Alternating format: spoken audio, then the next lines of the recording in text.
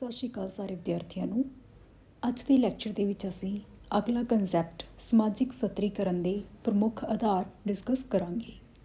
Lecture ਸ਼ੁਰੂ ਕਰਨ ਤੋਂ ਪਹਿਲਾਂ ਰਿਕੁਐਸਟ ਹੈ, ਪਲੀਜ਼ ਚੈਨਲ ਨੂੰ ਸਬਸਕ੍ਰਾਈਬ ਕਰ ਲਓ ਅਤੇ ਜ਼ਿਆਦਾ ਤੋਂ ਜ਼ਿਆਦਾ ਆਪਣੇ ਕਲਾਸਮੇਟਸ ਅਤੇ ਫਰੈਂਡਸ ਦੇ ਨਾਲ ਲੈਕਚਰ ਸ਼ੇਅਰ ਕਰਿਆ ਕਰੋ ਤਾਂ ਕਿ ਉਹਨਾਂ ਦੀ ਵੀ ਹੈਲਪ ਹੋ ਸਕੇ।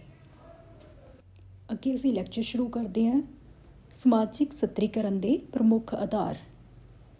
Main basis of social stratification. ਹਰੇਕ ਸਮਾਜ ਵਿੱਚ ਸਮਾਜ ਦੇ ਸਤਰੀਕਰਨ ਦੀਆਂ ਵੱਖ-ਵੱਖ ਵਿਸ਼ੇਸ਼ਤਾਵਾਂ ਹੁੰਦੀਆਂ ਹਨ, ਕਿਉਂਕਿ ਇਹ ਸਮਾਜਿਕ ਕੀਮਤਾਂ ਅਤੇ ਪ੍ਰਮੁੱਖ ਵਿਚਾਰਧਾਰਾਵਾਂ ਉੱਤੇ ਆਧਾਰਿਤ ਹੁੰਦੀਆਂ ਹਨ। ਇਸ ਲਈ ਸਤਰੀਕਰਨ ਦੇ ਆਧਾਰ ਵੀ ਵੱਖ-ਵੱਖ ਹੁੰਦੇ ਹਨ। ਨਾਰਥ ਨੇ ਕੁਝ ਕੁ ਸਮੂਹਾਂ ਜਿਵੇਂ ਕਿ ਲਿੰਗ ਅਤੇ ਉਮਰ ਸਮੂਹਾਂ ਨੂੰ ਪ੍ਰਕਿਰਤਿਕ ਅੰਤਰ ਕਿਹਾ ਹੈ, ਭਾਵ ਲਿੰਗ ਅਤੇ ਉਮਰ ਦੇ ਆਧਾਰ 'ਤੇ ਜੋ ਵਿਅਕਤੀਆਂ ਵਿੱਚ ਅੰਤਰ ਹੁੰਦਾ ਹੈ ਉਹ ਪ੍ਰਕਿਰਤਿਕ ਅੰਤਰ ਹੁੰਦੇ ਨੇ, ਉਹਨੂੰ ਵਿਅਕਤੀ ਆਪਣੀ ਮਰਜ਼ੀ ਨਾਲ ਬਦਲ ਨਹੀਂ ਸਕਦਾ। ਇਸ ਤੋਂ ਇਲਾਵਾ ਕੁਝ ਅਪ੍ਰਕਿਰਤਿਕ ਤਰਤੀਬ ਵਿੱਚੋਂ ਪੈਦਾ ਹੁੰਦੇ ਹਨ, ਜਿਸ ਨੂੰ ਸਮੂਹ ਦੇ ਸਮਾਜਿਕ ਆਧਾਰ ਜਾਂ ਸਮਾਜਿਕ ਪਾਲਿਸੀ ਨੇ ਮਨਮਰਜ਼ੀ ਨਾਲ ਵਿਅਕਤੀਆਂ ਉੱਪਰ ਥੋਪਿਆ ਹੁੰਦਾ ਹੈ। ਭਾਵ ਸਮਾਜਿਕ ਸਤਰੀਕਰਨ ਦੇ ਵੱਖ-ਵੱਖ ਆਧਾਰ ਹੁੰਦੇ ਨੇ। ਕੁਝ ਤਾਂ ਕੁਦਰਤੀ ਤੌਰ 'ਤੇ ਹੁੰਦੇ ਆ ਜਿਨ੍ਹਾਂ ਨੂੰ ਅਸੀਂ ਬਦਲ ਨਹੀਂ ਸਕਦੇ, ਕੁਝ ਉਹ ਆਧਾਰ ਨੇ ਸਮਾਜਿਕ ਸਤਰੀਕਰਨ ਦੇ ਜੋ ਸਮਾਜਿਕ ਪਾਲਿਸੀਜ਼ ਜਿਹੜੀਆਂ ਨੇ ਉਹਨਾਂ ਦੁਆਰਾ ਵਿਅਕਤੀਆਂ ਉੱਪਰ ਲਗਾਏ ਜਾਂਦੇ ਹਨ। ਇਸ ਤਰ੍ਹਾਂ ਵਿਸ਼ਵ ਦੇ ਸਮਾਜਾਂ ਵਿੱਚ ਜਿਨ੍ਹਾਂ ਆਧਾਰਾਂ 'ਤੇ ਸਤਰੀਕਰਨ ਪਾਇਆ ਜਾਂਦਾ ਹੈ ਉਹਨਾਂ ਨੂੰ ਮੁੱਖ ਤੌਰ 'ਤੇ ਦੋ ਭਾਗਾਂ ਵਿੱਚ ਵੰਡਿਆ ਜਾ ਸਕਦਾ ਹੈ। ਨੰਬਰ 1 ਜੀਵ ਵਿਗਿਆਨਿਕ ਜਾਂ ਪ੍ਰਕਿਰਤਿਕ ਆਧਾਰ, ਜਿਸ ਨੂੰ ਅਸੀਂ ਬਾਇਓਲੋਜੀਕਲ ਬੇਸਿਸ ਕਹਿੰਦੇ ਆ। ਬਾਇਓਲੋਜੀਕਲ ਬੇਸਿਸ ਉਹ ਹੁੰਦੇ ਨੇ ਜੋ ਕੁਦਰਤੀ ਤੌਰ 'ਤੇ ਸਾਡੇ ਵਿੱਚ ਅੰਤਰ ਹੁੰਦਾ, ਜਿਵੇਂ ਜੈਂਡਰ ਦੇ ਆਧਾਰ 'ਤੇ, ਏਜ ਦੇ ਆਧਾਰ 'ਤੇ। ਇਸ ਤਰ੍ਹਾਂ ਸੈਕਿੰਡ ਹੈਗਾ ਸਮਾਜਿਕ ਸੱਭਿਆਚਾਰਕ ਆਧਾਰ, ਸੋਸ਼ੋ ਕਲਚਰਲ ਬੇਸਿਸ। ਇਸ ਤਰ੍ਹਾਂ ਇਹਨਾਂ ਦੋਵਾਂ ਤਰ੍ਹਾਂ ਦੇ ਵੱਖ-ਵੱਖ ਅੱਗੇ ਸਬ ਟਾਈਪਸ ਹੈਗੀਆਂ ਨੇਗੀਆਂ। ਦੋ ਤਰ੍ਹਾਂ ਦੇ ਆਧਾਰ ਨੇ ਜਿਨ੍ਹਾਂ ਦੇ ਆਧਾਰ 'ਤੇ ਸਮਾਜ ਦੇ ਵਿੱਚ ਸਮਾਜਿਕ ਸਤਰੀਕਰਨ ਦੇਖਣ ਨੂੰ ਮਿਲਦਾ ਹੈ। ਸਭ ਤੋਂ ਪਹਿਲਾਂ ਅਸੀਂ ਜੀਵ ਵਿਗਿਆਨਿਕ ਆਧਾਰ ਬਾਰੇ ਗੱਲ ਕਰਾਂਗੇ। ਜੀਵ ਵਿਗਿਆਨਿਕ ਆਧਾਰ 'ਤੇ ਸਮਾਜ ਵਿੱਚ ਵਿਅਕਤੀਆਂ ਨੂੰ ਜਨਮ ਦੇ ਆਧਾਰ 'ਤੇ ਉੱਚ ਅਤੇ ਨੀਚ ਸਥਾਨ ਪ੍ਰਦਾਨ ਹੁੰਦਾ ਹੈ, ਨਾ ਕਿ ਉਹਨਾਂ ਦੀ ਯੋਗਤਾ ਦੇ ਆਧਾਰ 'ਤੇ। ਇਸ ਤਰ੍ਹਾਂ ਅਸੀਂ ਕਹਿ ਸਕਦੇ ਹਾਂ ਕਿ ਸਮਾਜ ਦੇ ਵੱਖ-ਵੱਖ ਵਿਅਕਤੀਆਂ ਅਤੇ ਸਮੂਹਾਂ ਵਿੱਚ ਪਾਏ ਜਾਣ ਵਾਲੇ ਉੱਚ ਨੀਚ ਦੇ ਸੰਬੰਧ ਜੀਵ ਵਿਗਿਆਨਿਕ ਆਧਾਰ 'ਤੇ ਨਿਰਧਾਰਿਤ ਹੋ ਸਕਦੇ ਹਨ। ਸਤਰੀਕਰਨ ਦੇ ਹੇਠ ਲਿਖੇ ਕੁਝ ਪ੍ਰਮੁੱਖ ਜੀਵ ਵਿਗਿਆਨਿਕ ਆਧਾਰ ਹਨ। ਨੰਬਰ 1 ਲਿੰਗ। ਆਦਿ ਕਾਲ ਤੋਂ ਹੀ ਇਸਤਰੀ ਅਤੇ ਪੁਰਸ਼ ਨੂੰ ਉਹਨਾਂ ਦੀ ਲਿੰਗਿਕ ਭਿੰਨਤਾ ਦੇ ਕਾਰਨ ਸਮਾਜ ਵਿੱਚ ਵੱਖ-ਵੱਖ ਸਤਰਾਂ 'ਤੇ ਰੱਖਿਆ ਜਾਂਦਾ ਹੈ। ਉਹਨਾਂ ਦੀਆਂ ਸਮਾਜਿਕ ਸਥਿਤੀਆਂ ਅਤੇ ਕਾਰਜ ਹਮੇਸ਼ਾ ਹੀ ਵੱਖ-ਵੱਖ ਰਹਿੰਦੇ ਹਨ। ਸਰੀਰਕ ਬਲ ਦੀ ਦ੍ਰਿਸ਼ਟੀ ਤੋਂ ਇਸਤਰੀ ਪੁਰਸ਼ ਨਾਲੋਂ ਹਮੇਸ਼ਾ ਕਮਜ਼ੋਰ ਮੰਨੀ ਜਾਂਦੀ ਹੈ। ਇਸ ਦੇ ਇਲਾਵਾ ਮਾਂ ਵਾਲੇ ਕੰਮਾਂ ਦਾ ਭਾਰ ਸਿਰਫ ਔਰਤ ਹੀ ਉਠਾ ਸਕਦੀ ਹੈ। ਇਹਨਾਂ ਕਾਰਨਾਂ ਕਰਕੇ ਕਈ ਅਜਿਹੇ ਕਾਰਜ ਜੋ ਪੁਰਸ਼ ਕਰ ਸਕਦੇ ਹਨ, ਇਸਤਰੀਆਂ ਨੂੰ ਉਹਨਾਂ ਨੂੰ ਕਰਨ ਦੇ ਕਾਬਿਲ ਨਹੀਂ ਸਮਝਿਆ ਜਾਂਦਾ, ਜਿਵੇਂ ਕਿ ਫੌਜ ਵਿੱਚ ਇਸਤਰੀਆਂ ਭਰਤੀ ਨਹੀਂ ਕੀਤੀਆਂ ਜਾਂਦੀਆਂ ਸਨ। ਭਾਵੇਂ ਆਧੁਨਿਕ ਸਮੇਂ ਦੇ ਵਿੱਚ ਉਹਨਾਂ ਨੂੰ ਫੌਜ ਵਿੱਚ, ਪੁਲਿਸ ਵਿੱਚ ਭਰਤੀ ਕੀਤਾ ਜਾਣ ਲੱਗਾ, ਪਰ ਪ੍ਰਾਚੀਨ ਸਮਾਜ ਦੇ ਵਿੱਚ ਇਸਤਰੀਆਂ ਨੂੰ ਫੌਜ ਦੇ ਵਿੱਚ ਭਰਤੀ ਨਹੀਂ ਕੀਤਾ ਜਾਂਦਾ ਸੀ। ਇਸ ਤਰ੍ਹਾਂ ਇਸਤਰੀਆਂ ਅਤੇ ਪੁਰਸ਼ਾਂ ਵਿੱਚ ਭੇਦ ਜੀਵ ਵਿਗਿਆਨਿਕ ਵਧੇਰੇ ਹੈ ਅਤੇ ਸਮਾਜਿਕ ਸੰਸਕ੍ਰਿਤਿਕ ਘੱਟ ਹੈ।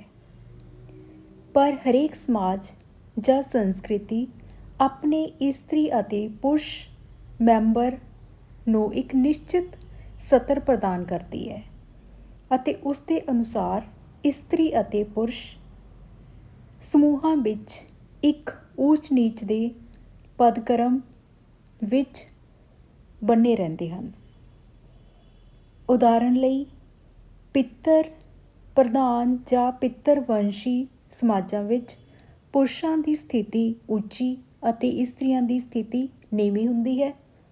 ਪਰੰਪਰਾਗਤ ਹਿੰਦੂ ਸਮਾਜ ਇਸ ਦੀ ਉੱਤਮ ਉਦਾਹਰਣ ਹੈ, ਜਿਸ ਵਿੱਚ ਇਸਤਰੀਆਂ ਦੇ ਨਾਲ ਕਈ ਆਰਥਿਕ ਅਤੇ ਸਮਾਜਿਕ ਨਿਰਯੋਗਤਾਵਾਂ ਜੁੜੀਆਂ ਰਹਿੰਦੀਆਂ ਹਨ। ਇਸਤਰੀ ਦੀ ਸਥਿਤੀ ਨੀਵੀਂ ਹੁੰਦੀ ਹੈ ਅਤੇ ਉਸ ਬਾਰੇ ਇਹ ਸੋਚਿਆ ਜਾਂਦਾ ਹੈ ਕਿ ਨਾਰੀ ਅਬਲਾ ਅਤੇ ਸ਼ਕਤੀਹੀਨ ਹੁੰਦੀ ਹੈ। ਇਸ ਦੇ ਉਲਟ ਮਾਤਾ ਪ੍ਰਧਾਨ ਜਾਂ ਮਾਤਾ ਵੰਸ਼ੀ ਪਰਿਵਾਰਾਂ ਵਾਲੇ ਸਮਾਜ ਵਿੱਚ ਇਸਤਰੀਆਂ ਦੀ ਸਥਿਤੀ ਉੱਚੀ ਅਤੇ ਪੁਰਸ਼ਾਂ ਦੀ ਸਥਿਤੀ ਨੀਵੀਂ ਹੁੰਦੀ ਹੈ। ਇਸ ਪ੍ਰਕਾਰ ਦੇ ਸਮਾਜ ਵਿੱਚ ਸਰਬ ਉੱਚ ਅਧਿਕਾਰ ਅਤੇ ਸੱਤਾ ਮਾਤਾ ਨੂੰ ਪ੍ਰਾਪਤ ਹੁੰਦੀ ਹੈ। ਉਹ ਵੀ ਪੂਰੇ ਪਰਿਵਾਰ ਉੱਤੇ ਨਿਯੰਤਰਣ ਤੇ ਸ਼ਾਸਨ ਕਰਦੀ ਹੈ ਅਤੇ ਉਸ ਦੇ ਨਾਂ 'ਤੇ ਹੀ ਵੰਸ਼ ਚੱਲਦਾ ਹੈ। ਪਰਿਵਾਰ ਦੀ ਸੰਪਤੀ ਉੱਤੇ ਇਸਤਰੀ ਦਾ ਅਧਿਕਾਰ ਹੁੰਦਾ ਹੈ। ਮਾਤਾ ਪ੍ਰਧਾਨ ਪਰਿਵਾਰ ਭਾਰਤ ਦੇ ਕੁਝ ਕਬੀਲਿਆਂ ਵਿੱਚ ਪਾਏ ਜਾਂਦੇ ਹਨ। ਇਹ ਕਬੀਲੇ ਹਨ ਜਿੱਥੇ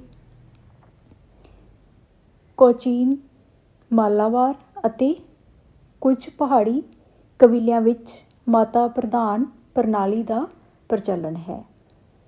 ਇਸ ਤਰ੍ਹਾਂ ਅਸੀਂ ਦੇਖਦੇ ਹਾਂ ਕਿ ਸਮਾਜ ਦੇ ਵਿੱਚ ਮਾਤਾ ਪ੍ਰਧਾਨ ਪਰਿਵਾਰ ਨੇ ਜਿੱਥੇ, ਉੱਥੇ ਔਰਤ ਨੂੰ ਸ਼ਕਤੀਸ਼ਾਲੀ ਮੰਨਿਆ ਜਾਂਦਾ ਹੈ ਅਤੇ ਜਿੱਥੇ ਪੁਰਸ਼ ਪ੍ਰਧਾਨ ਸਮਾਜ ਨੇ ਉੱਥੇ ਪੁਰਸ਼ ਨੂੰ ਸ਼ਕਤੀਸ਼ਾਲੀ ਮੰਨਿਆ ਜਾਂਦਾ।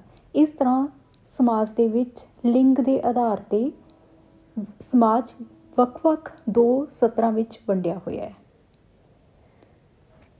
ਅਗਲਾ ਹੈ ਉਮਰ।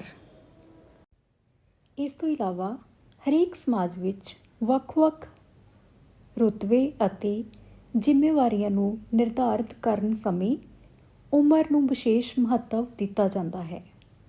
ਉਮਰ ਦੇ ਆਧਾਰ 'ਤੇ ਸਤਰੀਕਰਨ ਦੇ 4 ਸਤਰ ਮੰਨੇ ਜਾਂਦੇ ਹਨ।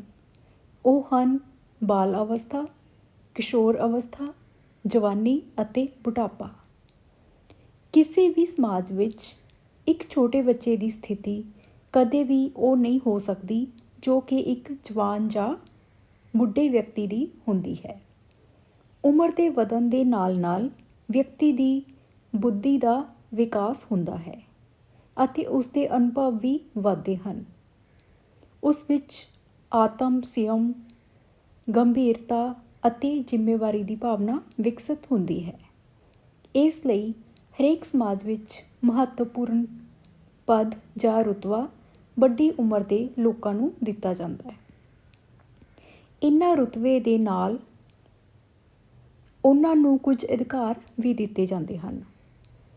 ਇਸ ਤਰ੍ਹਾਂ ਅਸੀਂ ਦੇਖਦੇ ਹਾਂ, ਉਦਾਹਰਣ ਅਸੀਂ ਲੈ ਸਕਦੇ ਹਾਂ, ਜਿਵੇਂ ਵੋਟ ਦੇਣ ਦਾ ਅਧਿਕਾਰ 21 ਸਾਲ ਤੋਂ ਘੱਟ ਉਮਰ ਦੇ ਲੋਕਾਂ ਨੂੰ ਨਹੀਂ ਦਿੱਤਾ ਜਾਂਦਾ। ਭਾਰਤ ਦਾ ਰਾਸ਼ਟਰਪਤੀ ਬਣਨ ਦੇ ਲਈ 35 ਸਾਲ ਉਮਰ ਹੋਣੀ ਜ਼ਰੂਰੀ ਹੈ। ਕਈ ਦੇਸ਼ਾਂ ਵਿੱਚ ਤਾਂ ਬੁੱਢੇ ਵਿਅਕਤੀਆਂ ਨੂੰ ਹੀ ਤਰਜੀਹ ਦਿੱਤੀ ਜਾਂਦੀ ਹੈ। ਉਦਾਹਰਣ ਲਈ ਭਾਰਤ ਵਿੱਚ ਸੰਯੁਕਤ ਪਰਿਵਾਰ ਦਾ ਕਰਤਾ ਪਰਿਵਾਰ ਦਾ ਉਹ ਮੈਂਬਰ ਹੁੰਦਾ ਹੈ ਜਿਸ ਦੀ ਉਮਰ ਸਭ ਤੋਂ ਜ਼ਿਆਦਾ ਹੁੰਦੀ ਹੈ। ਇਸ ਤਰ੍ਹਾਂ ਆਸਟ੍ਰੇਲੀਆ ਦੇ ਕਬੀਲੇ ਜਾਂ ਉੱਥੋਂ ਦੇ ਸ਼ਾਸਨ ਪ੍ਰਬੰਧ ਨੂੰ ਬਜ਼ੁਰਗਾਂ ਦਾ ਸ਼ਾਸਨ ਪ੍ਰਬੰਧ ਕਹਿੰਦੇ ਹਨ। ਇਸ ਤਰ੍ਹਾਂ ਉਮਰ ਦੇ ਆਧਾਰ 'ਤੇ ਸਮਾਜ ਵਿੱਚ ਵੱਡੀ ਉਮਰ ਦੇ ਵਿਅਕਤੀਆਂ ਦਾ ਰੁਤਬਾ ਜਿਹੜਾ ਉਹ ਉੱਚਾ ਹੁੰਦਾ ਹੈ।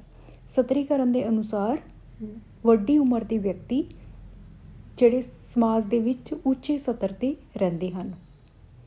ਅਗਲਾ ਹੈਗਾ ਨਸਲ ਜਾਂ ਰੇਸ। ਨਸਲੀ ਭਿੰਨਤਾ ਦੇ ਆਧਾਰ 'ਤੇ ਵੀ ਸਮਾਜ ਵਿੱਚ ਊਚ ਨੀਚ ਦੇ ਪਦਕ੍ਰਮ ਦੀ ਵਿਵਸਥਾ ਹੋ ਸਕਦੀ ਹੈ ਅਤੇ ਹੁੰਦੀ ਹੈ। ਭਾਵੇਂ ਇਹ ਆਧਾਰ ਹੁਣ ਦਿਨ ਪ੍ਰਤੀ ਦਿਨ ਕਮਜ਼ੋਰ ਪੈਂਦਾ ਜਾ ਰਿਹਾ ਹੈ, ਪਰ ਆਮ ਤੌਰ 'ਤੇ ਮਾਨਵੀ ਸਮਾਜ ਜਿਹੜਾ ਹੈਗਾ ਉਹ 3 ਨਸਲਾਂ ਵਿੱਚ ਵੰਡਿਆ ਗਿਆ। ਪਹਿਲੀ ਹੈ ਕਾਕੇਸ਼ੀਅਨ, ਇਸ ਦੇ ਵਿੱਚ ਗੋਰੀ ਚਮੜੀ ਵਾਲੇ ਲੋਕਾਂ ਨੂੰ ਸ਼ਾਮਿਲ ਕੀਤਾ ਜਾਂਦਾ ਹੈ। ਦੂਜੀ ਹੈ ਮੋਗੋਲਾਈਟ, ਇਸ ਦੇ ਵਿੱਚ ਪੀਲੀ ਚਮੜੀ ਵਾਲੇ ਲੋਕਾਂ ਨੂੰ ਸ਼ਾਮਿਲ ਕੀਤਾ ਜਾਂਦਾ ਹੈ। ਤੀਸਰੀ ਨਸਲ ਦੇ ਲੋਕ ਹੁੰਦੇ ਨੇ ਨੀਗੋਰਾਈਟ, ਇਸ ਦੇ ਵਿੱਚ ਜਿਨ੍ਹਾਂ ਨੂੰ ਅਸੀਂ ਨੀਗਰੋਸ ਵੀ ਕਹਿੰਦੇ ਹਾਂ ਉਹ ਹੁੰਦੇ ਨੇ ਕਾਲੀ ਚਮੜੀ ਵਾਲੇ। ਇਸ ਤਰ੍ਹਾਂ ਸਮਾਜ ਵੱਖ-ਵੱਖ ਨਸਲਾਂ ਦੇ ਆਧਾਰ 'ਤੇ ਵੀ ਵੰਡਿਆ ਹੋਇਆ ਹੈ। ਕਾਕੇਸ਼ੀਅਨ, ਮੋਗੋਲਾਈਟ, ਨੀਗਰੋਆਈਟ 3 ਨਸਲਾਂ ਦੇ ਵਿੱਚ ਸਮਾਜ ਵੰਡਿਆ ਗਿਆ ਹੈ। ਇਹਨਾਂ ਨਸਲਾਂ ਨੂੰ ਪੌੜੀ ਦੇ ਰੂਪ ਵਿੱਚ ਪੇਸ਼ ਕੀਤਾ ਜਾਂਦਾ ਹੈ, ਜਿਸ ਵਿੱਚ ਸਭ ਤੋਂ ਪਹਿਲਾ ਸਥਾਨ ਕਾਕੇਸ਼ੀਅਨ ਜਾਂ ਗੋਰੀ ਨਸਲ ਦਾ ਹੈ। ਉਸ ਦੇ ਬਾਅਦ ਵਿੱਚ ਮੋਗੋਲਾਈਟ ਜਾਂ ਪੀਲੀ ਨਸਲ ਦੀ ਥਾਂ ਆਉਂਦੀ ਹੈ। ਸਭ ਤੋਂ ਹੇਠਲੀ ਸਥਿਤੀ ਜਾਂ ਸਭ ਤੋਂ ਹੇਠਲਾ ਸਥਾਨ ਨੀਗਰੋਆਈਟ ਜਾਂ ਕਾਲੇ ਰੰਗ ਦੀ ਹਬਸ਼ੀ ਨਸਲ ਦਾ ਹੈ। ਇਸ ਨਸਲ ਦੀ ਸ੍ਰੇਸ਼ਟਤਾ ਦੀ ਧਾਰਨਾ ਦੇ ਆਧਾਰ 'ਤੇ ਹੀ ਇੱਕ ਨਸਲ ਆਪਣੇ ਤੋਂ ਹੇਠਲੀ ਨਸਲ ਦੇ ਲੋਕਾਂ ਨਾਲ ਵਿਆਹ ਆਦਿ ਨਹੀਂ ਕਰਵਾਉਂਦੀ ਅਤੇ ਨਾ ਹੀ ਉਸਨੂੰ ਕੋਈ ਰਾਜਨੀਤਿਕ, ਸਮਾਜਿਕ ਜਾਂ ਆਰਥਿਕ ਅਧਿਕਾਰ ਦੇਣਾ ਚਾਹੁੰਦੀ ਹੈ।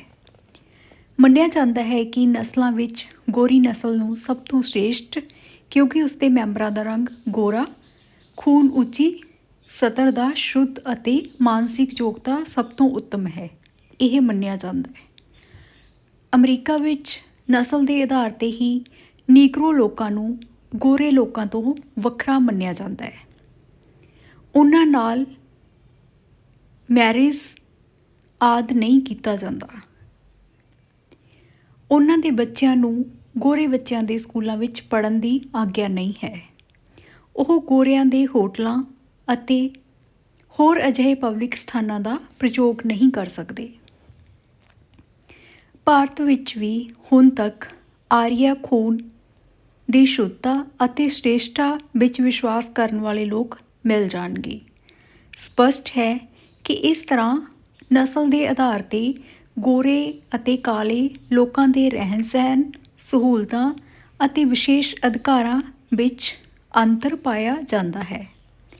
ਭਾਵੇਂ ਨਸਲੀ ਵਿਭਿੰਨਤਾ ਦੇ ਆਧਾਰ 'ਤੇ ਸਤਰੀਕਰਨ ਨੇ ਮਨੁੱਖ ਨੂੰ ਬਹੁਤ ਹਾਨੀ ਪਹੁੰਚਾਈ ਹੈ, ਪਰੰਤੂ ਫਿਰ ਵੀ ਇਹ ਅੱਜ ਤੱਕ ਕਿਸੇ ਨਾ ਕਿਸੇ ਰੂਪ ਵਿੱਚ ਕਾਇਮ ਹੈ। ਅਗਲਾ ਹੈ ਜਨਮ ਦੇ ਆਧਾਰ 'ਤੇ ਸਤਰੀਕਰਨ। ਸਮਾਜ ਵਿੱਚ ਜਨਮ ਦੇ ਆਧਾਰ 'ਤੇ ਊਚ ਨੀਚ ਦਾ ਸਤਰੀਕਰਨ ਵੀ ਹੋ ਸਕਦਾ ਹੈ। ਇਸ ਦਾ ਸਭ ਤੋਂ ਉੱਤਮ ਉਦਾਹਰਨ ਭਾਰਤ ਦੀ ਜਾਤ ਵਿਵਸਥਾ ਵਿੱਚ ਦੇਖਣ ਨੂੰ ਮਿਲਦਾ ਹੈ। ਹਿੰਦੂ ਸਮਾਜ ਮੁੱਖ ਰੂਪ ਵਿੱਚ 4 ਜਾਤਾਂ ਵਿੱਚ ਵੰਡਿਆ ਹੋਇਆ ਹੈ ਅਤੇ ਇਹਨਾਂ ਵਿੱਚੋਂ ਹਰੇਕ ਦੀਆਂ ਕਈ ਉਪਜਾਤੀਆਂ ਵੀ ਹੁੰਦੀਆਂ ਹਨ। ਇਹਨਾਂ ਜਾਤਾਂ ਅਤੇ ਉਪਜਾਤਾਂ ਵਿੱਚ ਇੱਕ ਊਚ ਨੀਚ ਦੀ ਪੌੜੀ ਜਾਂ ਸਤਰ ਬਣਿਆ ਰਹਿੰਦਾ ਹੈ। ਇਸ ਪੌੜੀ ਜਾਂ ਪਦਕ੍ਰਮ ਵਿੱਚ ਬ੍ਰਾਹਮਣ ਦੀ ਸਥਿਤੀ ਸਭ ਤੋਂ ਉੱਚੀ ਮੰਨੀ ਜਾਂਦੀ ਹੈ, ਭਾਵ ਸਭ ਤੋਂ ਉੱਪਰਲਾ ਸਥਾਨ ਬ੍ਰਾਹਮਣ ਜਾਤ ਦੇ ਲੋਕਾਂ ਨੂੰ ਮਿਲਿਆ ਹੋਇਆ ਹੈ ਅਤੇ ਇਸ ਦੇ ਬਾਅਦ ਵਿੱਚ ਦੂਜੇ ਨੰਬਰ 'ਤੇ ਕਸ਼ਤਰੀਆਂ ਜਾਂ ਖੱਤਰੀਆਂ ਨੂੰ ਰੱਖਿਆ ਜਾਂਦਾ ਹੈ। ਤੀਸਰਾ ਨੰਬਰ ਵੈਸ਼ ਜਾਤੀ ਦੇ ਲੋਕਾਂ ਦਾ ਹੈ। ਚੌਥਾ ਅਤੇ ਸਭ ਤੋਂ ਆਖਰੀ ਸਥਾਨ ਸ਼ੂਦਰ ਜਾਤੀ ਦੇ ਲੋਕਾਂ ਨੂੰ ਦਿੱਤਾ ਗਿਆ ਹੈ। ਇਸ ਤਰ੍ਹਾਂ ਸਮਾਜ ਦੇ ਵਿੱਚ ਇਹ ਪਦਕ੍ਰਮ ਹਮੇਸ਼ਾ ਮੌਜੂਦ ਰਹਿੰਦਾ ਹੈ।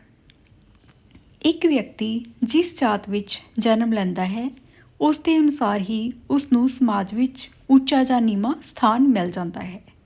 ਉਸ ਦੀ ਨਿੱਜੀ ਯੋਗਤਾ ਇੱਕ ਨਿਸ਼ਚਿਤ ਸੀਮਾ ਤੱਕ ਉਸ ਦੀ ਸਮਾਜਿਕ ਸਥਿਤੀ ਵਿੱਚ ਪਰਿਵਰਤਨ ਕਰ ਸਕਦੀ ਹੈ, ਅਰਥਾਤ ਉਸ ਦੀ ਸਮਾਜਿਕ ਸਥਿਤੀ ਵਿੱਚ ਪਰਿਵਰਤਨ ਸਿਰਫ ਉਸ ਦੀ ਜਾਤ ਵਿੱਚ ਹੀ ਹੋ ਸਕਦਾ ਹੈ।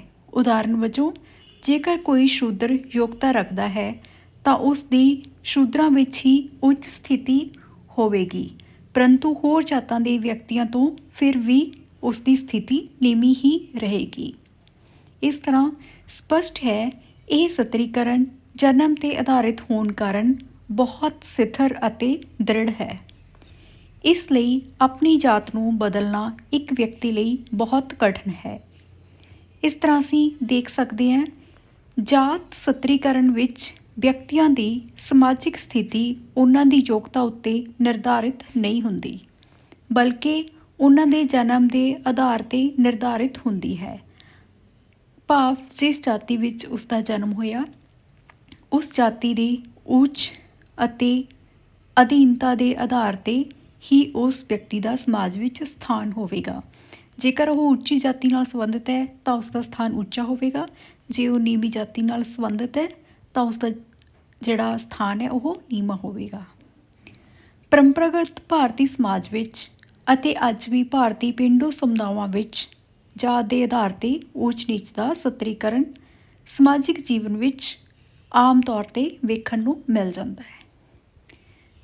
ਇਹ ਤਾਂ ਸੀਗੇ ਸਮਾਜਿਕ ਸਤਰੀਕਰਨ ਦੇ ਆਧਾਰ, ਬਾਇਓਲੋਜੀਕਲ ਆਧਾਰ, ਜੀਵ ਵਿਗਿਆਨਿਕ ਜਾਂ ਪ੍ਰਕਿਰਤਿਕ ਆਧਾਰ। ਅਗਲੇ ਲੈਕਚਰ ਦੇ ਵਿੱਚ ਅਸੀਂ ਸਮਾਜਿਕ ਸੱਭਿਆਚਾਰਿਕ ਆਧਾਰ ਕਵਰ ਕਰਾਂਗੇ। ਕਿਉਂਕਿ ਇਸ ਲੈਕਚਰ ਦੇ ਵਿੱਚ ਅਸੀਂ ਕਵਰ ਕਰਦੇ ਹਾਂ ਤਾਂ ਲੈਕਚਰ ਕਾਫੀ ਜ਼ਿਆਦਾ ਲੰਬਾ ਹੋ ਜਾਵੇਗਾ।